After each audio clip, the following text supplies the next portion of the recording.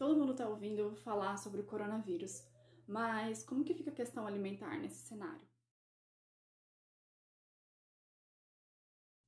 Bom, todo mundo está acompanhando aí as questões em relação ao coronavírus e como o nosso canal se dedica a abordar as questões alimentares, eu acho importante a gente falar um pouco sobre isso nesse cenário que a gente está passando.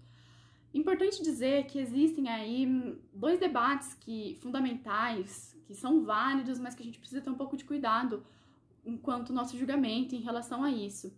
E a gente tem visto que conforme os cenários de emergência se intensificam, as pessoas acabam indo aos mercados e esvaziando as prateleiras, como a gente tem visto em alguns países. E a gente tem algumas dessas postagens em relação a isso, indicam aí um certo egoísmo, né, por parte das pessoas que vão a esses estabelecimentos e acabam comprando.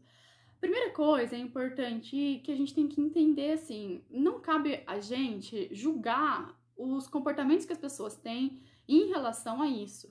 Porque, de fato, pode existir uma incerteza em relação à produção de alimentos que a gente vai abordar hoje, né? Mas, além disso, existe também uma questão muito importante que cada pessoa tem um estado psicológico e emocional diferente do nosso. E as pessoas lidam com essas necessidades de formas diferentes. Contudo, vale ressaltar que isso não significa que eu não deva me importar com o próximo que pode vir ao estabelecimento depois de mim.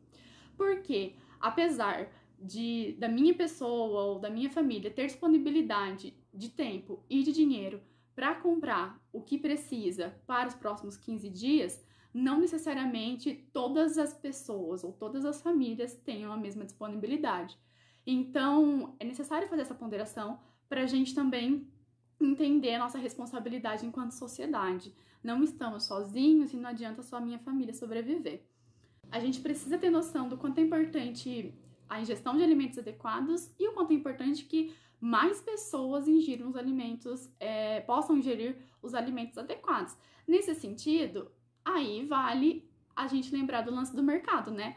Se só a minha família conseguir os alimentos adequados, as outras pessoas não, elas podem ficar mais debilitadas.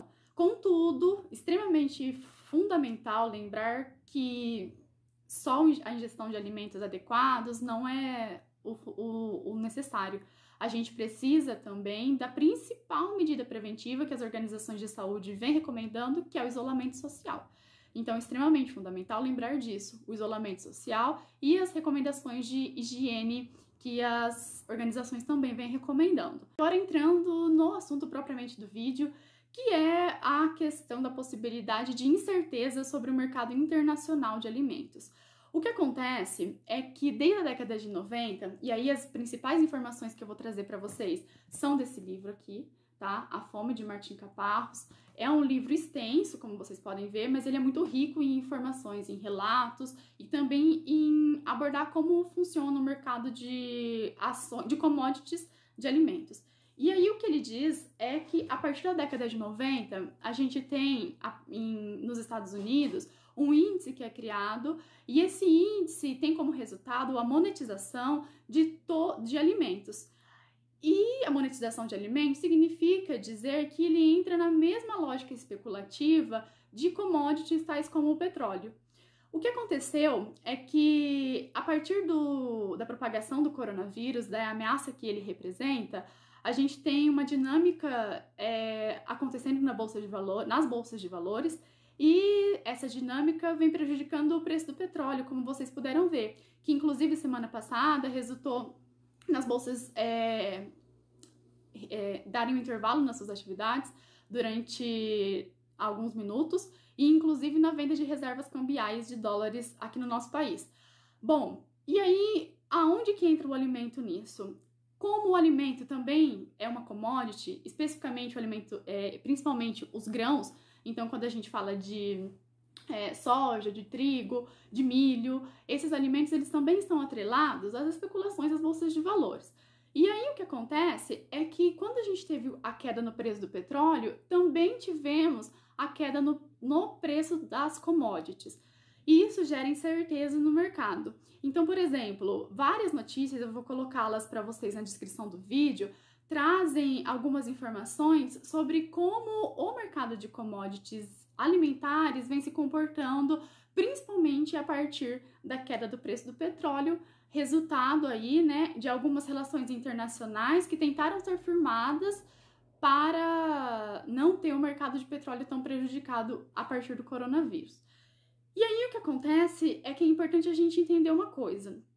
Bom, primeiro, a gente tem que entender que as pessoas, né, quanto maior propagação do vírus nós estivermos acompanhando, ou seja, quanto menos nós nos cuidarmos, maiores incertezas em relação à produção de alimentos ou em relação ao preço de alimentos podemos ter.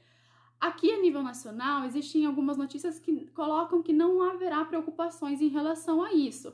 Mas, por exemplo, a nível internacional, a gente já tem países que estão notando preços maiores em alguns gêneros alimentícios, tipo o arroz na Tailândia, que chegou a $495 a tonelada, maior preço desde 2013. Então, e no Vietnã também tem uma preocupação com a questão do arroz. Então, e a China, por exemplo, logo no final de janeiro, dia 30 de janeiro, a China solicitou ao setor agropecuário que aumentasse a sua produção de alimentos exatamente com medo da possibilidade de diminuição no abastecimento. Isso é fundamental. E nessa semana, no início dessa semana, saiu uma notícia de que a JBS e a Minerva Foods estavam avaliando a possibilidade de férias coletivas para os funcionários, devido à possibilidade de diminuir a produção de alimentos. Para quem não sabe, as empresas são ligadas ao ramo de bovinos, suínos, frangos e alimentos processados. E a alegação da reportagem é que não voltaram os containers da China. Contudo, é importante entender que em cenários de instabilidade, ainda mais a nível mundial, os alimentos também entram nessa questão. E aí, não é legal nem um aumento dos preços dos alimentos e nem uma queda muito grande. Por quê? Se a gente tem um aumento do preço dos alimentos associado ao aumento das ações, das safras, pode existir gente que não vai conseguir comprar. Do mesmo modo, se eu tenho uma queda muito acentuada e os alimentos ficam muito baratos a nível internacional, a gente pode ter produtores locais sendo prejudicados. Porque se os alimentos internacionais, né, se as safras ficam muito abaixo da produção, em relação ao valor da produção, o que a gente tem, na verdade, são os produtores locais não conseguindo acompanhar esses preços.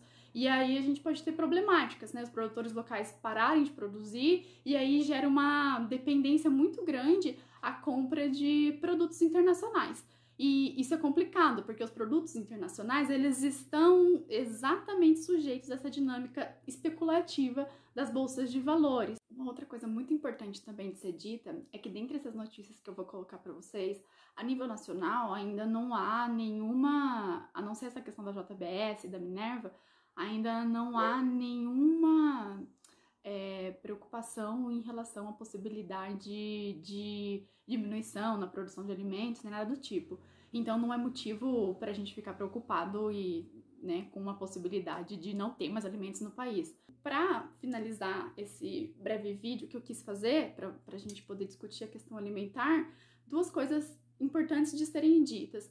A primeira delas é de que quanto maior a propagação do vírus, maior possibilidade de incertezas, tanto para alta quanto para queda no mercado internacional de alimentos. E a segunda é que, independentemente das pessoas serem infectadas ou não, não somos nós, indivíduos pobres mortais, que somos culpados pela queda ou aumento do preço dos alimentos, caso a gente pegue coronavírus, né? A culpabilização deve recair, na verdade, sobre uma especulação financeira que recai sobre qualquer mercadoria e inclusive sobre os alimentos. Algo que é indispensável pra gente, não só nessas épocas, mas em qualquer época. Então, galera, é isso. Eu espero aí que vocês tenham gostado e que isso tenha esclarecido um pouco em relação à discussão da questão alimentar em cenários de caos e de pandemia, como que a gente está vivenciando. Além disso, digo para vocês, solicito que vocês, na medida do possível, compartilhem essa informação com os colegas, porque o fundamental é que isso atinja mais pessoas e que a gente possa saber, né, melhor como a gente deve quais são os efeitos, na verdade, não só para a doença, né, a nível individual, como a nível de sociedade, como que a gente está vivendo, mas também em relação à produção de alimentos, beleza? É isso. Até mais, se cuidem, sigam as recomendações das organizações de saúde. Tchau, tchau.